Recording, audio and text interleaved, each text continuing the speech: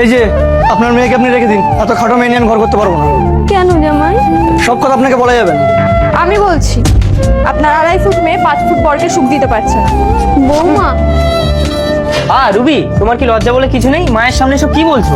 হ্যাঁ তোমার তো আমার কথা সবসময় খারাপ লাগে না? এবার তোমার ওই নাটি বোন ভাতার ছেড়ে এসেছে, এবার তোমার ঘরে বসে বসে খাবে। বৌদি, আমি বসে বসে খাবো না, আমি তোমার সংসারে সব কাজ করে দেবো। বলি একটা সংসারের কাজ কতজন করবে? তোমার মাকেই তাই কাজ দিতে পারছি না, বসে বসে খাচ্ছে।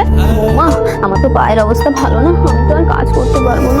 দেখেছো তোমার মা ঘোড়া দেখে খোড়া হয়েছে? রুবি, কি? তুমি আমার গায়ে হাত তুলতে চাইছিলে? তুমি জানো আমার দাদা কত বড় নেতা? দাঁড়াও, আমি দাদাকে ফোন করছি। হ্যালো দাদা, তুমি কোথায় আছো? একটু আসো না, এখানে দেখো আমাকে এটা টর্চার করছে, মারছে। দেখ এবার তো সব কটা কি কি। মা, আমার জন্য দাদার সংসারে অশান্তি হচ্ছে, আমি যেদিকে খুশি চলে যাচ্ছি। চল নাটি, আমিও তোর সাথে চলে যাব। মা দাঁড়ান।